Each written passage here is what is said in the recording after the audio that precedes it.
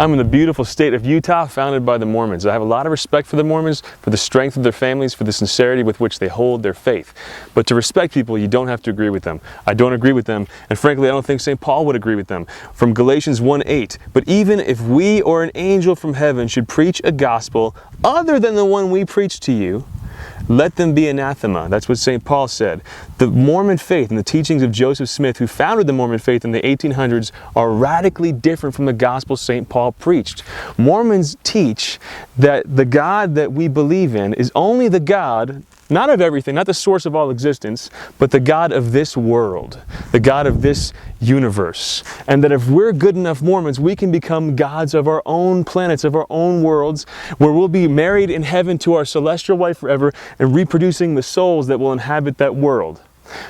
How is that like the gospel St. Paul preached? It's nothing like it at all. It's basically teaching that God was just a regular guy and that you could become God. So God, instead of being this almighty being, the source of all life and creation that we worship, is basically someone who's going to be our peer.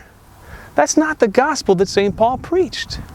They also believe that God currently resides in Kobab. We're not sure where that is. It's some celestial body in the heavens somewhere, in outer space, literally. That's where he currently lives. All right, that sounds like a pretty outlandish belief. In fact, a lot of these things sound pretty outlandish. They also believe that all Christians got it completely wrong shortly after the ascension of Jesus Christ into heaven. Listen, Jesus promised the gates of hell would not prevail against his church. If everybody had it wrong until Joseph Smith came along in the 1800s, the gates of hell prevailed for almost 2 millennia, okay? Yeah, and we know that Jesus is good in his promises. Now, to be fair, people could look at this stuff that I'm saying, okay, I'm saying their beliefs are outlandish, and say that, you know, it's not fair, because Catholics believe things that are outlandish. You guys believe that you eat God in the Eucharist, okay? Fair enough. But listen, when it comes to beliefs that sound like, whoa, kind of amazing, kind of off the wall to people who don't believe, it's important to look at the source of those beliefs. Where do they come from?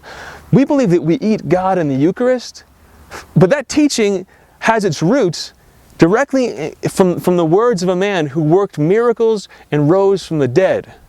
If someone's asking me, coming knocking on my door, asking me to believe that God is just the God of our world, I could become his peer and the God of my own world someday, and that he currently lives on Kobab, what they're proposing better have a great source.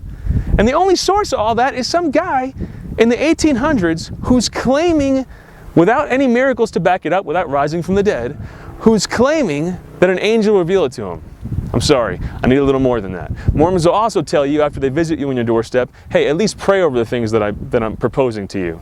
You know, I don't find any reason at all to take to prayerful consideration things that don't make any sense to me.